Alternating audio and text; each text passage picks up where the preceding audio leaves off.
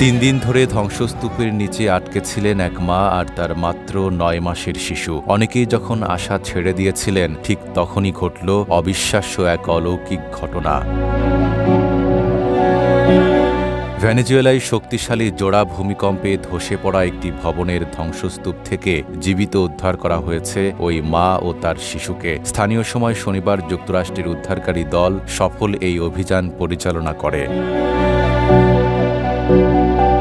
গত বুধবার সন্ধ্যায় ভয়াবহ ভূমিকম্পে ভবনটি ধসে পড়ে। তারপর থেকেই ধ্বংসস্তূপের নিচে আটকে ছিলেন তারা। সময় যত গড়িয়েছে ততই ক্ষীণ হয়েছে বেঁচে থাকার আশা। উদ্ধারের সেই আবেগঘন মুহূর্তের ভিডিও প্রকাশ করেছে যুক্তরাষ্ট্রের ভার্জিনিয়ার task force 1 urban search and rescue.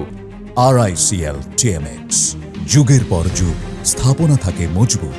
ভিডিওতে দেখা যায় প্রথমে ধ্বংসস্তূপের ভেতর থেকে কাঁদতে থাকা শিশুটিকে নিরাপদে বের করে আনা হচ্ছে। কিছুক্ষণ পর ট্রেচারে করে বের করে আনা হয় তার মাকে। টানা কয়েকদিন অন্ধকারের মধ্যে থাকার কারণে হঠাৎ দিনের আলোয় চোখে অস্বস্তি অনুভব করছিলেন তিনি। তাই হাত দিয়ে নিজের চোখ ঢেকে রাখেন। সেই দৃশ্য উপস্থিত সবার মন ছুঁয়ে যায়। উদ্ধারকারী সংস্থাটি জানিয়েছে, মা ও শিশু দুজনেই সুস্থ আছেন। তাদের আঘাতও খুবই সামান্য। আর এই খবর ছড়িয়ে পড়তেই ঘটনাস্থলে উপস্থিত মানুষ উল্লাসে চিৎকার করে ওঠেন। দীর্ঘ অপেক্ষার পর এমন একটি সুখবর যেন সবার জন্য স্বস্তির নিঃশ্বাস হয়ে আসে।